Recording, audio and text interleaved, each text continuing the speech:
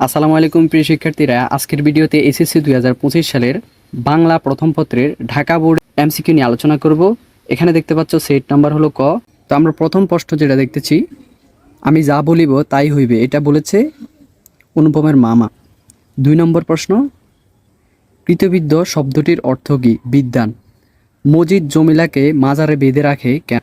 দুষ্ট আত্মার প্রভাব চড়াতে। এখন তোমরা অনেক জায়গায় এটার উত্তর দেখতে পারো যে কঠিন শাস্তি দিতে। আসলে সরাসরি যে উত্তরটা বইয়ে লেখা থাকবে আমরা সেটাই নিব। সেই ক্ষেত্রে উত্তর হবে 3 নম্বর। 4 নম্বর এমসিকিউ, তুমি অদম তাই বলি আমি উত্তম হইব না কেন? বলেছেন বঙ্কিমচন্দ্র চট্টোপাধ্যায়। তারপর 5 নম্বর প্রশ্নের উত্তর হলো গ। 6 নম্বর প্রশ্নের উত্তর হলো 2।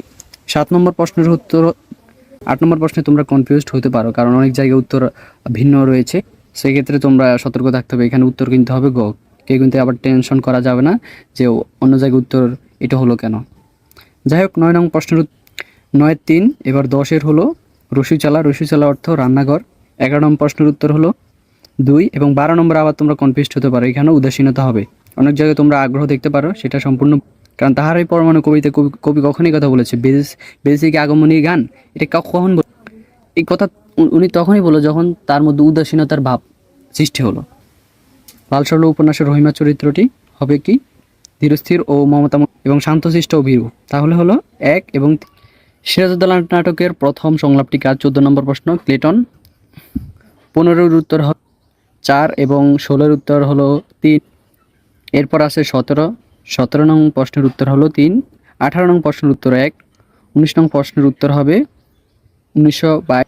20 নং প্রশ্নের উত্তর হবে অনন্ত কালস্রোত এবং 21 নং প্রশ্ন হলো নুরুল হুদার দেশ।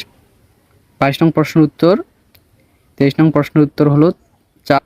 24 নং প্রশ্নের উত্তর তোমরা অনেক জায়গায় ভিন্ন দেখে তোমরা অনেকটা কনফিউজড হতে পারো। সো তোমরা টেনশনে থাকার কোনো মানে নেই, এটার উত্তর হবে 4 নং। কারণ মহাপ্রলয়ের সাথে কি নৃশংসতা যুক্ত রয়েছে, অনেক জায়গায় নৃশংসতা দেয়নি, বা আবার অনেক জায়গায় নটরাজ দেয়নি। নটরাজ হলো হিন্দু ধর্মের, আর হচ্ছে ইসলাম ধর্মে হচ্ছে ইসরাফিলের সিংহের। 25 নং প্রশ্নের উত্তর হবে ক, ত্যাগের মহিমা। আবার দেখো অনেকে বলতে পারে যে আত্মপয় হতে পারে, কিন্তু দেখো এখানে সবচেয়ে বেশি প্রাসঙ্গিক কোনটা হবে? ত্যাগের মহিমা। কারণ উপরে তো বলাই আছে যে এখন যৌবন যার যুদ্ধে যাবার শ্রেষ্ঠ সময়। তার মানে কি যুদ্ধে গেলে কি ত্যাগ হয়? তো সেই ত্যাগ থেকে আসলে মূলত ত্যাগের মহিমা আসলো। সো এটা বেশি প্রাসঙ্গিক। 16 নং প্রশ্নের উত্তর ক, আশা করি সবার হয়েছে। 27 নং প্রশ্নের উত্তর 4, আশা করি এটাও সবাই পেরেছো তোমরা। লাল সালু উপন্যাসের ইংরেজি অনুবাদকের নাম কি? এটা হলো কি? সৈয়দ ওয়ালিউল্লাহ, উনি নিজেই। 19 নং প্রশ্নের উত্তর হলো ক এবং 30 নং প্রশ্নের উত্তর হলো ক। সো বন্ধুরা, এই ছিল আজকের ভিডিও। এই ভিডিওতে সর্বোচ্চ সঠিক উত্তর তোমাদেরকে দেওয়ার চেষ্টা করলাম। যদি এরপরও কোনো প্রশ্ন নিয়ে তোমাদের কনফিউশন থাকে তাহলে অবশ্যই জানাবে।